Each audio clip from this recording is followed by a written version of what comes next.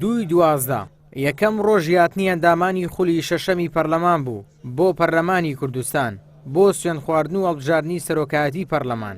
ئێستا زیاتر لە مانگێکە پەرلەمانی دیزاینکراو نەیتوانیوە دەستەیەک بۆ سەرۆکایەتیەکەی هەڵبژێرێت.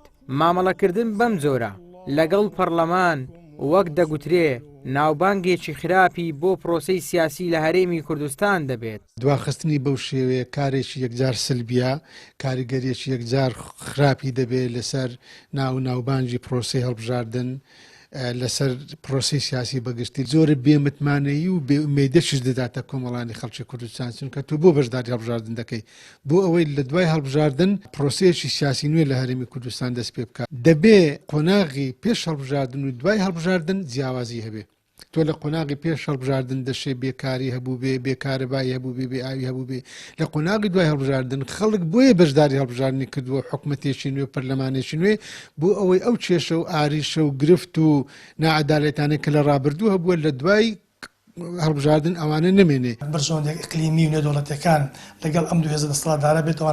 چاودێرێکی سیاسیش دەڵێت بڕیارەکەی کۆمەڵی دادگەری بۆ بایکۆتی پەرلەمان لە جێگەی خۆیدا بوو، چونکە پارتی و یەکێتی تاوەکو پۆستەکانی حکوومەت بۆ خۆیان یەکلایی نەکەنەوە، نانەوێت پەرلەمان کارا بێت و ئەوەشی بەلایەنەوە گرنگ نەبێت پەرلەمانە. کۆمەڵی دادگەری هەرزوو دەرچی بەم حقیقەتەکە کرد کە پەرلەمانێک لە هەناوی هەڵبژاردنێکی دیزاینکرا و ساختەکرا و تەزویرکرا و هاتبێتە بوون پەرلەمانێکی دەستەمۆکراوە بێ ئەرزشە، بێ ئیرادەیە و هۆڵی پەرلەمان کاتێک کە پڕ دەکرێت لە زۆرینەیەکی کارتونی کە ناتوانن نوێنەراتی ڕاستەقینەی گەل بکەن.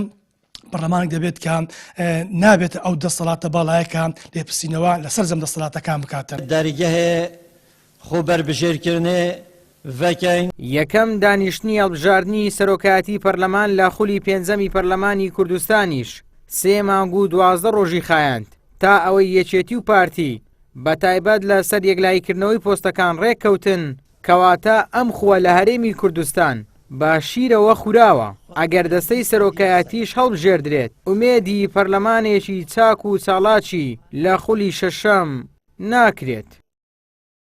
ئیبراهیم زیاد، کەناڵی ئاسمانی پەیام، هاولێر.